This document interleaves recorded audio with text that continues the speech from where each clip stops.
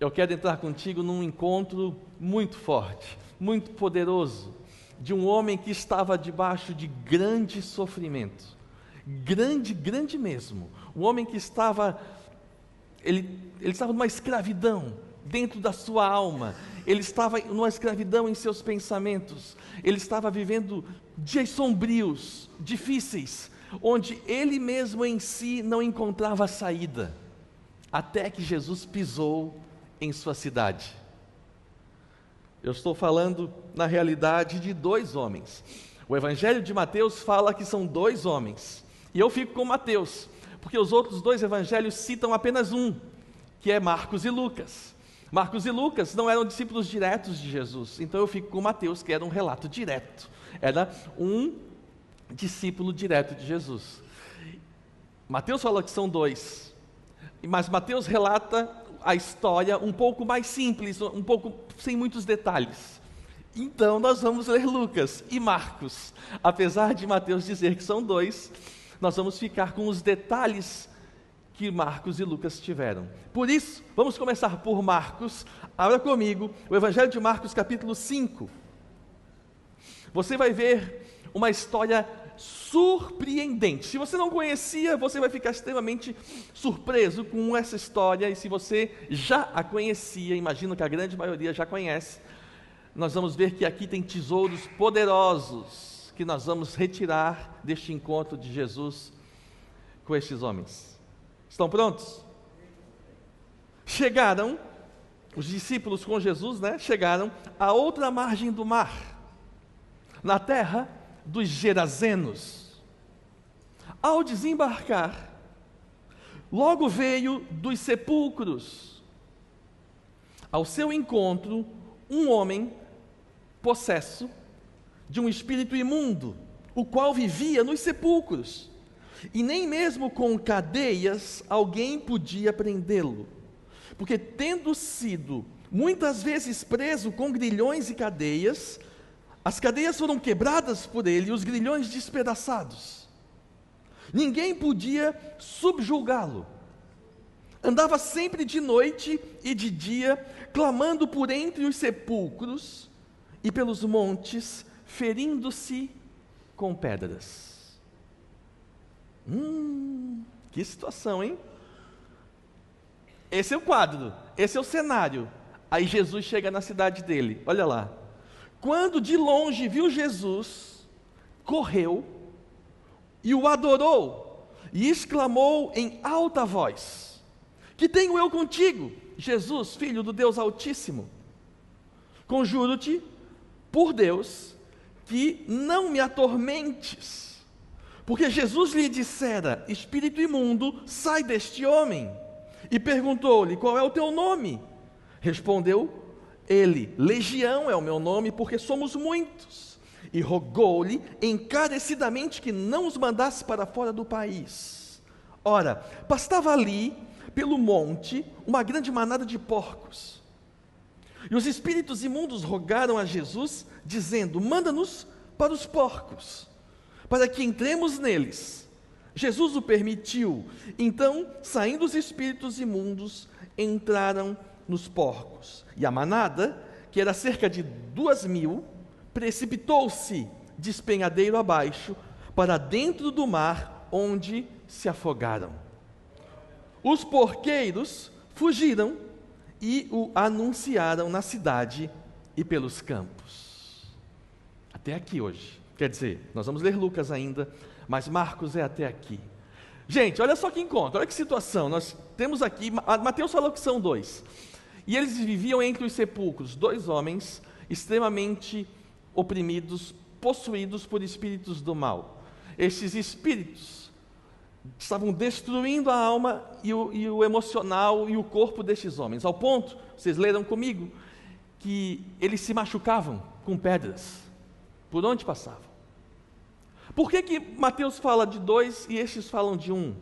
Porque muito provavelmente a situação deste aqui chamou mais a atenção, a história deste chamou mais a atenção do que a do outro, que Lucas e Marcos ignoram.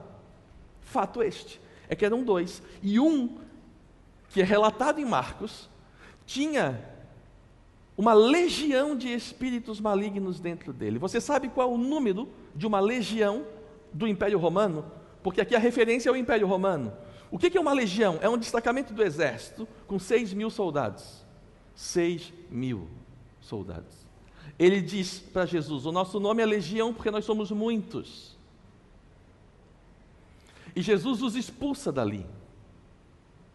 E eles vão para os porcos. Os porcos caem no mar e se afogam.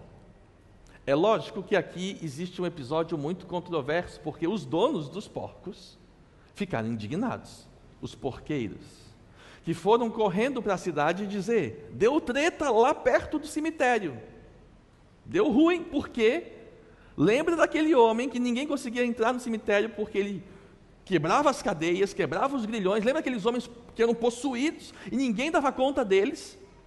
Pois é, Jesus foi lá e expulsou os espíritos dele. Não, eu não acredito. A cidade ficou chocada. Isso não é possível. Como? Daquele lá, aquele que ninguém conseguiu dar conta, aquele que todos tinham medo, aqueles que achavam que ele era um louco, um lunático, alguém que não dava conta de resolver os problemas. Aquele. Não acredito. Só acredito vendo. Só que tem um detalhe: os espíritos foram para os porcos. Os porcos enlouqueceram, correram para o mar e se afogaram. 2.000 porcos de prejuízo. Os porqueiros ficaram indignados. Mas algo aconteceu com este homem. Algo aconteceu com alguém que estava desesperadamente pedindo socorro sem saber como. Porque aqui nós vemos uma pessoa que ela foi tomada por uma força maior que ela, uma força espiritual das trevas. E essa força fazia essa pessoa sofrer, fazia essa pessoa não ter domínio sobre os seus movimentos, sobre a sua pessoa. Ela não andava com roupas, ela não aceitava correção, não aceitava orientação, não ouvia nada de ninguém. Nós vemos aqui uma pessoa em extremo sofrimento, acima de tudo espiritual, mas obviamente emocional e também físico. Uma pessoa que estava desesperada e que, se conseguisse voltar à lucidez, talvez até tirasse sua vida, pelo desespero que era a sua vida. Você me entende? Aí Jesus chega. Jesus, ele está mudando de lado do mar da Galileia. O episódio anterior a este é Jesus acalmando a tempestade. Jesus no barco. Então eles estão no barco com Jesus. As ondas se levantam. Você conhece bem aquela história maravilhosa. Jesus dá ordem aos ventos, dá ordem às ondas se acalmam. Eles chegam na outra margem. Da outra margem está a cidade dos Gerazenos, Gadara, uma cidade importantíssima, riquíssima, da região de Decápolis. Você sabe o que é Decápolis? Decápolis é a reunião de 10 cidades, é uma metrópole que reunia 10 cidades ao seu entorno. Cidade principal de Decápolis era Cesareia, uma cidade romana extremamente importante, extremamente relevante. Nos dias de Jesus, ali na região do norte de Israel, ali já era próximo à Jordânia hoje em dia. Pois ali está Jesus, mudando de lado do lago, ele chega na margem, mas já vem eles. O que é que tu vem nos atormentar antes do tempo? Porque eles estavam querendo dizer que eles seriam atormentados lá no final da história, lá no fim dos tempos. E Jesus chegou antes. Ei, esse território é nosso, tu estás aqui nos atrapalhando. Como é que tu vem nos atormentar agora? E Jesus dá uma ordem: sai deles, pode sair. E aí eles começam a conversar, uma conversa rápida, no qual eles dizem: não, mas não nos tira dessa região, não nos tira do país. E Jesus aceita que eles vão para os porcos. O que acontece, e o de extraordinário, é o que acontece daqui em diante. Porque isso aqui é luz e trevas, certo? Onde a luz chega, as trevas não conseguem ficar. Aqui é o poder dos poderes chegando diante de um grupo de espíritos que achavam que tinham força até encontrar a verdadeira força, até encontrar o Todo-Poderoso. Então é como você caçando uma barata na sua casa. Ela é nojenta, ela não é nada agradável, mas não dá nem para comparar. Você chega com o seu chinelão lá, pá, acabou. É uma força desproporcional, é uma força incomparável. Jesus chega lá e diz: deu, chega, nestes dois vocês não mexem mais, pode sair deles. E quando eles saem, algo acontece com estes dois homens. Algo acontece com este em especial, relatado aqui no livro de Marcos e Lucas. Mas eu quero ler contigo Lucas agora. Vá comigo então no Evangelho de Lucas capítulo 8, porque nós vamos ver agora o que aconteceu depois que os espíritos saíram. Onde é que está aquele que andava nu, no meio dos sepulcros, com pedras, se machucando, se cortando? Onde é que está aquele que cadeias não o prendiam, que grilhões não conseguiam mantê-lo? Onde está este? Como é que ele ficou depois deste encontro? Você está aí? Evangelho de Lucas, capítulo 8, a partir do versículo 35. Nós vamos ler até o 39. Então, saiu o povo para ver o que se passara, e foram ter com Jesus. E de fato, olha isso, queridos, e de fato, acharam o homem, de quem saíram os demônios, vestido, em perfeito juízo, assentado aos pés de Jesus. E ficaram dominados de terror. Olha a reação. Ficaram dominados de terror. E algumas pessoas que tinham presenciado os fatos contaram-lhes também que fora salvo, como fora salvo o endemoniado. Todo o povo da circunvizinhança dos Gerazenos rogou-lhe para que se retirassem deles, pois estavam possuídos de grande medo. E Jesus, tomando de novo o barco, voltou. O homem de quem tinha saído os demônios rogou para Jesus que o deixasse estar com ele. Jesus, porém, o despediu, dizendo: volta para casa e conta aos teus tudo o que Deus fez por ti. Então foi ele anunciando por toda a cidade todas as coisas que Jesus lhe havia feito. Até aqui. Queridos, existe uma coisa que aconteceu com este homem que não acontece só com este homem, acontece com todos nós. Acontece com todos nós. Todos nós, antes de darmos a nossa vida para Jesus, de entregarmos o nosso coração, todos nós estávamos em um grau de escravidão espiritual. Todos nós estávamos num estado, como a gente viu semana passada, de cegueira. Todos nós estávamos numa condição onde nós não tínhamos todas as faculdades do nosso coração e da nossa alma favoráveis. Algumas coisas nós tínhamos entregado, nós tínhamos dado para as forças do mal agirem em nossas vidas. Todos nós estávamos numa condição como essa. Alguns num nível de possessão, outros num nível de uma opressão espiritual, mas nenhum de nós estava livre das forças das trevas poderem nos atingir e nos atacar. Jesus nos encontra, e quando Ele nos encontra, é como eu disse, é luz e trevas. Ele vem e nos liberta, que isto é que está dentro dele. Ele é um libertador. Ele é poderoso para quebrar cadeias, para destruir aquilo que nos prendia. Por isso Ele nos liberta. E quando Ele nos liberta, a nossa resposta, a nossa reação é muito semelhante à deste homem. Porque quando as pessoas vão nos procurar depois do encontro com Jesus, nós vamos estar assim, vestidos em perfeito juízo, assentado aos pés de Jesus. Isso é muito importante você entender. A palavra aqui, e eu quero dividir essa mensagem em 5 pontos. 5 resultados de um encontro com Deus. O primeiro resultado é vestido, como este homem. Vestido. Por quê? Porque a palavra vestir ou revestir na Bíblia fala de uma nova criatura, fala de um novo homem nascendo. Fala das vestes de vergonha sendo retiradas e colocados em nós vestes de louvor. vestes novas. Fala também de uma vida de santidade, porque a Bíblia fala que nós somos revestidos de um manto branco de Deus em nossas vidas. Então, todas as vezes que nós vemos isso em Apocalipse, nós vemos isso no Antigo Testamento, em Isaías, nós vemos Deus revelando que há novas vestes para ser colocadas sobre o seu povo.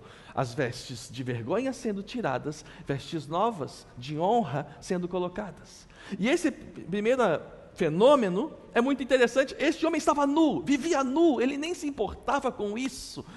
Ele entregou a vida para Jesus, e a primeira vez que o encontram de novo, ele está vestido.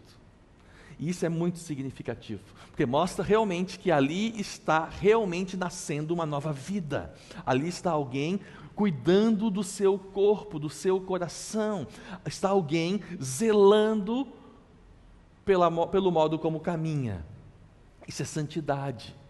Você sem santificação, você não consegue ver o Senhor. Você precisa buscar cada dia mais santificar seus olhos, santificar seus lábios, santificar seus ouvidos, santificar seu coração, santificar seus pensamentos. Isso faz parte do processo de uma busca mais refinada por Deus. A segunda característica é em perfeito juízo. Esse homem está vestido em perfeito juízo. Perfeito juízo me faz lembrar do texto de Romanos, capítulo 12, versículo 2, para que a gente não assuma a forma deste mundo, mas que a gente se transforme pela renovação dos nossos pensamentos, para que a gente possa dessa forma então experimentar a boa, a agradável, a perfeita vontade de Deus. Nós precisamos dos pensamentos de Deus em nossa vida, nós precisamos renovar nossa mente, nós precisamos entender que antes de Jesus, nós tínhamos limites naturais em nós, nossos traumas, nossas dificuldades de lidar com a vida como um todo, as prisões emocionais que nos faziam andar de forma insegura, até que o poder dos poderes, o libertador das nossas vidas nos encontrou. Então ele nos tira de um estado de insanidade emocional para um estado de perfeito juízo. Ele nos leva para ter uma mente sadia, para uma mente saudável. E aí, querido, a gente entendendo o que Deus nos propõe, nós vamos perceber que há um caminho, cada dia mais, onde a nossa mente vai sendo renovada na presença de Deus, onde ambientes como tivemos agora, de adoração, de louvor, vão curando nossas feridas, e vão nos colocando em condições, cada dia mais, de andar com firmeza, com segurança, com confiança, que é isso que Deus faz com nossas mentes. Você, quando entregou sua vida para Jesus, tinha uma mentalidade. Depois de um certo tempo caminhando com Ele, você tem outra cabeça. Sua mente mudou, seus pensamentos mudaram, e é necessário mudar. O texto de Romanos fala isso. É necessário que haja essa transformação, porque nós chegamos na presença do Senhor muito parecidos com o mundo, com a mente do mundo, com a mentalidade do mundo, e essa transformação em nossos pensamentos fazem com que a gente se torne menos parecido com o mundo e mais parecidos com o nosso Senhor. E esse é o grande objetivo de tudo, que na sua caminhada você se torne cada dia mais semelhante a Jesus. Amém, querido? Glória a Deus, glória a Deus. Ele está vestido, vestes novas, santidade, nova vida. Ele está em perfeito juízo. Nunca imaginavam aquele homem que se cortava com pedras, que estava possuído por muitos demônios, que vivia no meio dos sepulcros. Nunca eles imaginavam ver aquele homem em perfeito juízo. Mas o terceiro resultado de um encontro com Deus é estar assentado. E assentado é posição de discípulo, de aprendiz, de alguém que quer crescer e aprender com o nosso Deus. E aí, meu irmão, você precisa entender que nós não sabemos nada.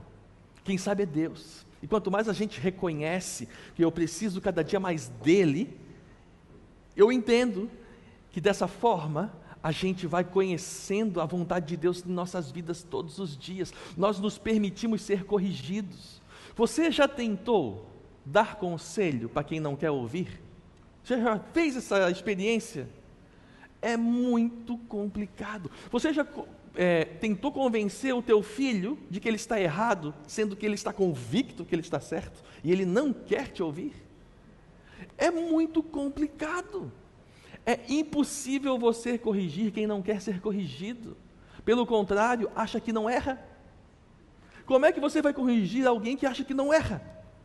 Explica. Não dá. É muito difícil. E aqui, essa é uma condição essencial para a igreja. A igreja, ela precisa ser humilde. A igreja precisa entender que quem tem o conhecimento é Deus. Então, diante dele, eu me rendo. Diante dele, eu sento e escuto. Diante dele, eu quero aprender. Aprender porque eu não quero mais viver em sofrimento, não quero mais errar, não quero mais escolher mal. Eu quero aprender para poder viver bem, como ele quer que eu viva. Eu quero aprender porque a vontade dele me guia para pastos verdejantes, para águas de descanso. Ela refrigera a minha alma. Eu quero aprender porque eu quero parar de teimar com Deus. Porque quando eu teimar com Deus, eu vou dar muitas cabeçadas na parede.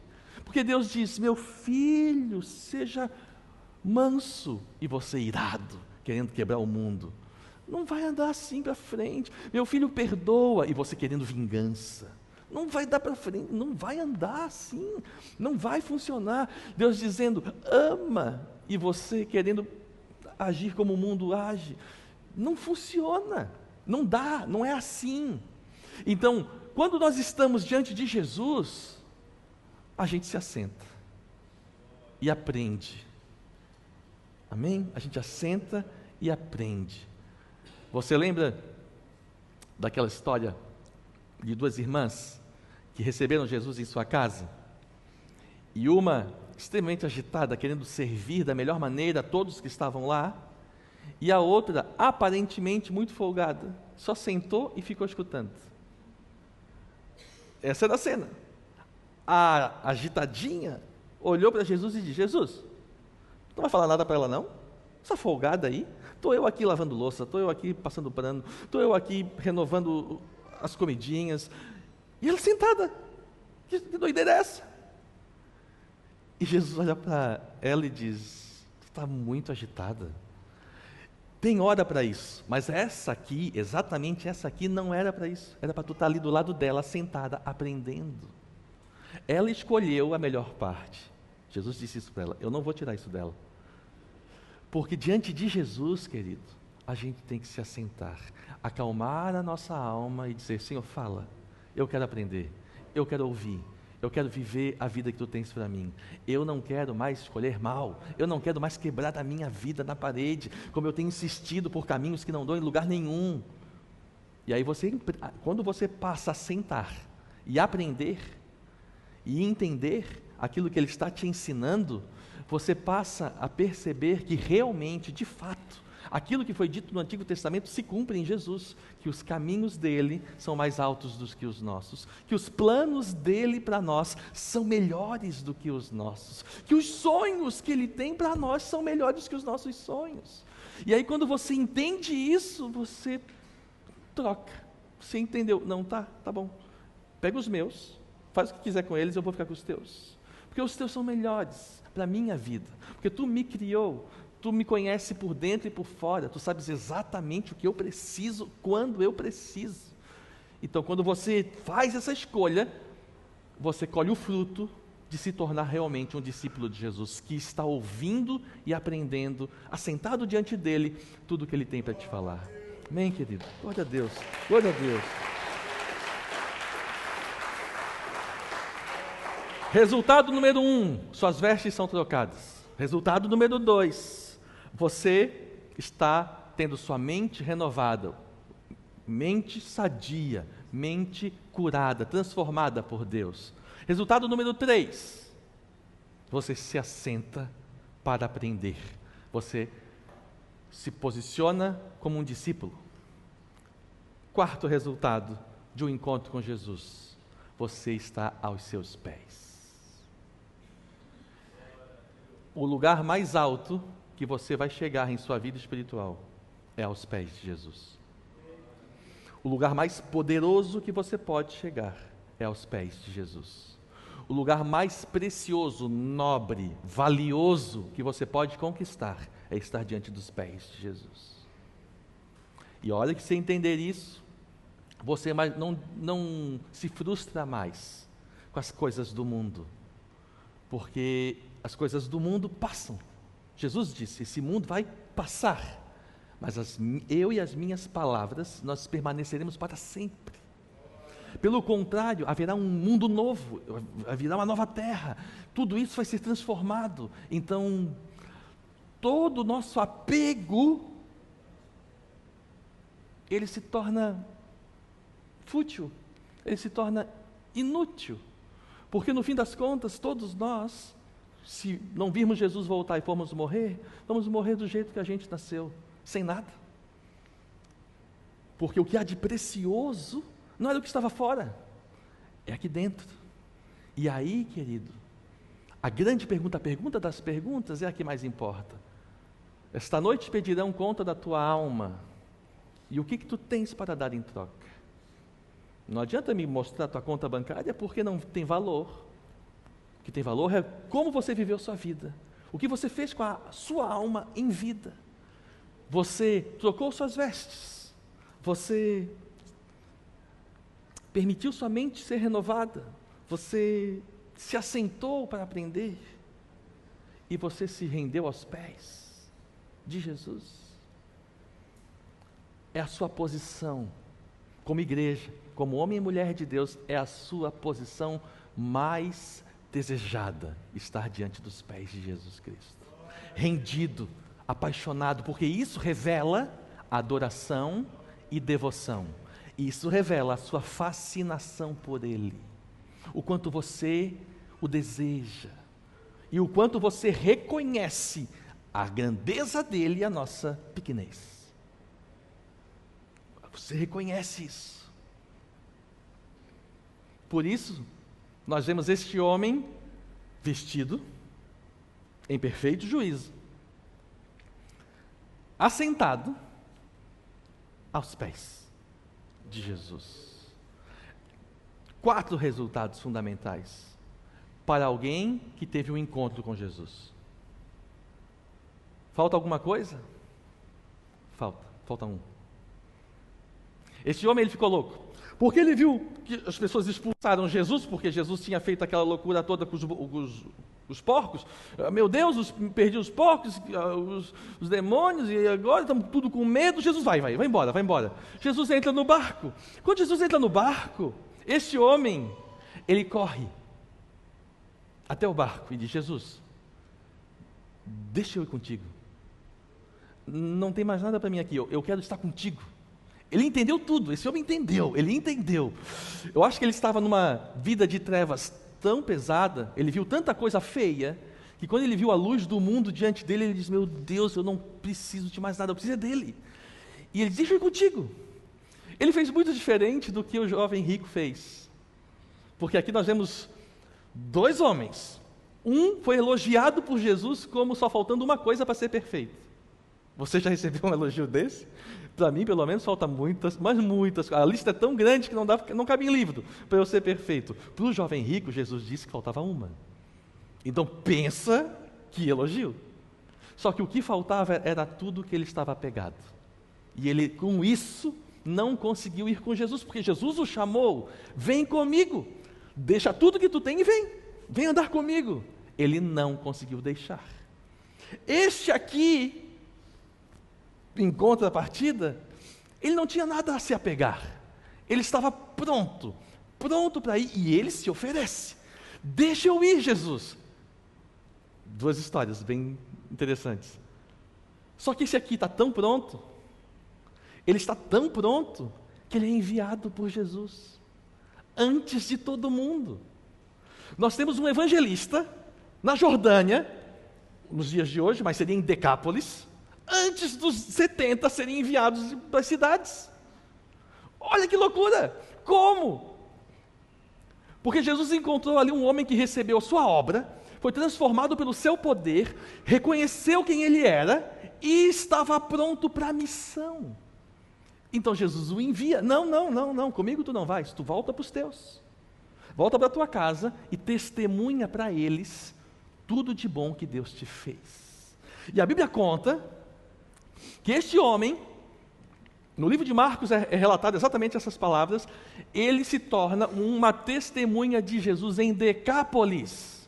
Ele não fica em Gadara, ele não fala só para os gerazenos, ele vai para as 10 cidades falando do que Deus fez na vida dele. Então, querido, o quinto resultado é você se tornar um missionário. Alguém em missão dos céus na terra. É o quinto resultado de um encontro com Jesus, porque não pode parar em nós. Nós não somos uma represa, não podemos ser uma represa. Nós somos um rio que flui aquilo que Deus coloca em nossas vidas e alcança quem estiver no curso do nosso rio. Por isso, tudo que Deus fez, vestes novas, mente renovada, nos ensinou seus caminhos, nos levou aos seus pés e aprendemos a adorar e viver em sua dependência. Tudo isso fará pleno sentido se você tiver o quinto resultado: você ser boca de Deus por onde você passar.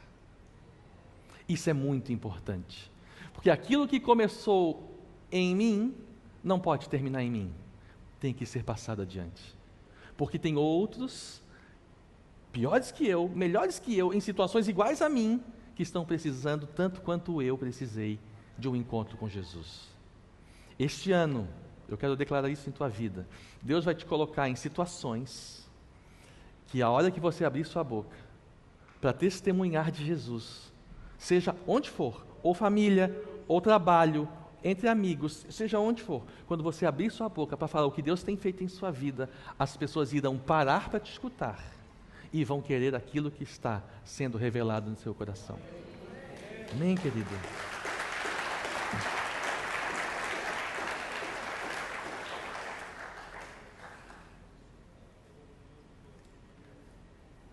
Agora, a pergunta das perguntas, para a gente fechar bem a noite: você está pronto para ser enviado? Você está correndo para o barco e dizer: Jesus, deixa eu ir contigo. E Jesus disse: não, você está pronto, volta e vai falar para os teus. Você está pronto para ser enviado? O que me faz estar pronto para ser enviado? Os 4 resultados anteriores: vestes novas, mente renovada, assentado, aprendendo com Ele, devocional, rendição aos pés de Jesus. Opa, tenho tudo isso, então, por favor, não perca mais seu tempo, corra para Jesus e diz: Senhor, me envia, libera o teu poder para eu ir. Aí sabe o que Ele vai te responder? Se você fizer isso: já te enviei. Abra Mateus capítulo 28, abra lá, veja o versículo 18 até o versículo 20, olha lá o que eu disse. Eu disse assim, ide por todo mundo e pregai o Evangelho, fazendo discípulos de todas as nações, batizem eles em nome do Pai, do Filho e do Espírito Santo, e ensinem eles a guardar tudo o que eu já ordenei a vocês, e eu estarei contigo até os últimos dias desse mundo, até a consumação dos séculos. Então, se Ele já te enviou, sem você nem saber, o que eu preciso? Me preparar, estar pronto, porque este ano Deus quer usar a minha vida e a tua vida para mudar muitas vidas que Ele colocar em nosso caminho, em nome de Jesus. Amém, querido? Glória a Deus, aleluia. Fique em pé, meu querido, fique em pé onde você está. Vamos fechar aqui esse momento, e contigo em pé, eu quero te convidar nesse momento a fechar teus olhos. Feche os seus olhos, aí onde você está. Aqui nós vimos um homem que sofreu muito, muito mesmo, muito provavelmente mais que qualquer um de nós, porque estava debaixo de uma escravidão espiritual muito terrível. Mas não há nada impossível para Deus. Pelo contrário, aquele que tem todo o poder, ele tem todas as condições para mudar completamente as nossas vidas. E este homem está aqui neste lugar, porque quando 2 ou mais se reúnem em seu nome, ele se faz presente. Jesus está neste lugar. E é o momento, meu irmão, minha irmã, meus queridos, de nós tomarmos a escolha certa. Talvez você esteja andando um pouco distante de Deus. Talvez você não esteja em santidade. Talvez você esteja mais parecido com o mundo do que com Deus. Então está na hora de você se arrepender. Porque se a gente não se arrepender dos nossos pecados, a nossa vida travou aí no primeiro estágio. O primeiro estágio tranca tudo. Então é noite de arrependimento. Se arrependa, peça perdão, restaure a posição de autoridade que Deus tem na sua vida. Permita que o sangue de Jesus te renove, te restaure, te purifique.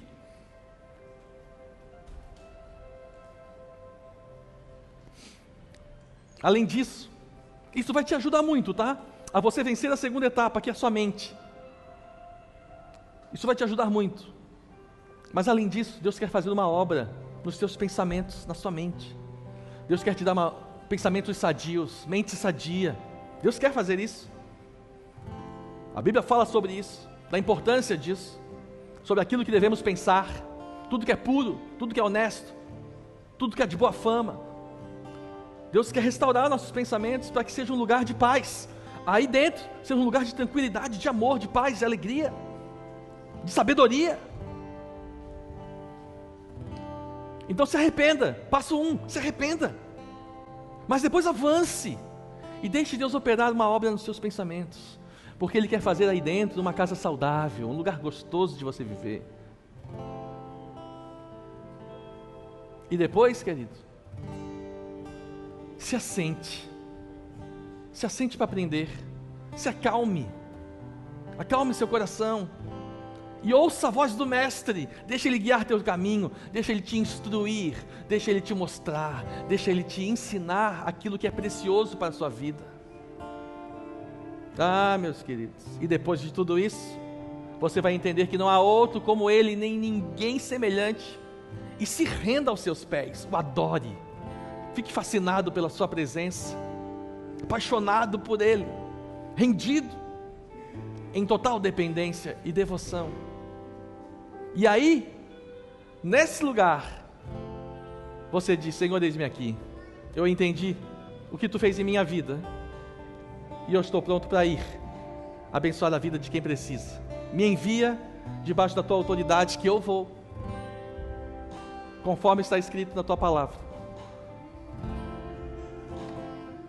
Pai querido, eu quero Te agradecer hoje pelo Teu povo que está hoje ouvindo essa palavra, porque estes que o Senhor trouxe aqui nesta noite são aqueles que o Senhor tem planos para cumprir esses 5 frutos de um encontro contigo. Por isso vem sobre nós, Senhor, trazendo convicção dos nossos pecados e nos mostrando o caminho do arrependimento e da restauração, para que as nossas vestes sejam vestes santas, vestes limpas, renovadas, purificadas pelo sangue do Cordeiro. Ah, Pai, coloca as Tuas mãos em nossos pensamentos, para que a gente tenha a mente de Cristo, a mente renovada, aberta a entender o sobrenatural e perceber os agires do Senhor em nosso coração, em nossa vida. Em nome de Jesus, Pai, todo pensamento de morte, Senhor, vem retirar, Senhor, do Teu povo. Todo pensamento de destruição, venha retirar do Teu povo. Todo pensamento de desvalor, venha retirar do Teu povo. E vem trazer neles, Pai, os Teus conceitos sobrenaturais, Pai, os Teus princípios eternos, meu Deus. Ah, Senhor, em nome de Jesus, vem construir, Pai, uma casa favorável para a habitação do Espírito de Deus, onde Ele flui com autoridade e liberdade. Em nome de Jesus. Quebranta o nosso coração, Senhor, porque nós queremos viver rendido aos Teus pés. E libera sobre o Teu povo a autoridade e o manto, Senhor, da missão para cumprir Teu chamado, o propósito que o Senhor tem para cada um de nós. Em nome de Jesus. Em nome de Jesus.